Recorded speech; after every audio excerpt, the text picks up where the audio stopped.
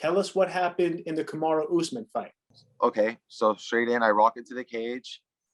I see Kamaru Usman. I was, again, applying some of this, Tai Chi, internal martial arts understandings. I was trying to do things like, let me smile while I fight this guy the whole time. Because I heard that if you smile, you mean you're less likely to get knocked out because you're going to be in a positive mindset, and the beta waves in your brain. So I was thinking about like all these, like this not nonsense, but all this extra stuff, because it was giving me confidence to be in there with somebody that I assumed to be a powerful striker. Preparing for this guy, watching his video and stuff, I was on my third loss in a row. I was like looking at this video, and I was able to catch two of his amateur fights where he like knocked out both his opponents, in his first pro fight where he knocked out his other opponent. I was like, this guy's dangerous. Let me just see if I can, like, take it to the ground somehow. But my coach was telling me, Jose, stay long, keep the jab long, keep the front kick. And if he tries to come at you, hit him with the low leg, hit him with the low kick. So I was thinking, all right, stay long. So I was throwing my jabs, and I can't remember if he hit me, I don't know if I hit him. To me, it just felt like, if I remember correctly, like we didn't even hit each other. He swung his head way back, and then kind of like faked the strike, and then went for a takedown immediately. The takedown, he did it pretty effortlessly. He passed my guard. He ended up on a mount.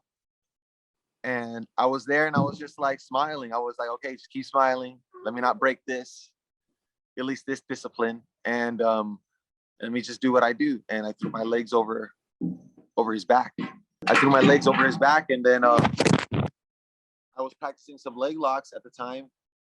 And I was trying to see if I can catch him in a straight ankle lock. And I don't mean to interject, but I want to make sure that we have the story correct. Are you saying that he was in the mounted position, and then that's when you escaped, and this is where we're at right now? Yeah, I escaped in the way that, like, I always see MMA fighters trying to use it, but sometimes it's like it either gets smashed or it never happens. But I brought my legs like around he was on mount. I brought my legs from around his back, and I was able to lock it up. But I wasn't going to do anything with it. I couldn't figure for his body or anything. So I ended up, as he was ejecting off of that, like, I guess figuring that out, I created enough space so I could put my knee in between his legs and put him in the single leg X, where I was able to like hook on a straight ankle lock. And the dude was defending like he knew what the hell he was doing. He defended the ankle lock, and then when he was doing that, he did the one mistake where it's like, I believe he mentioned in one of his interviews, where he turned the wrong way. He turned away from me, which kind of exposed his back, which allowed me to follow him. So I just followed him, naturally. And when I followed him, I just kept that the seatbelt position, lock put on my hooks, and I threw my body triangle. And then I basically started being a human backpack until, like, he almost escaped a few times, but I ended up like just latching on that rear naked choke and just squeezed him. How long were you riding his back before you sunk in the choke?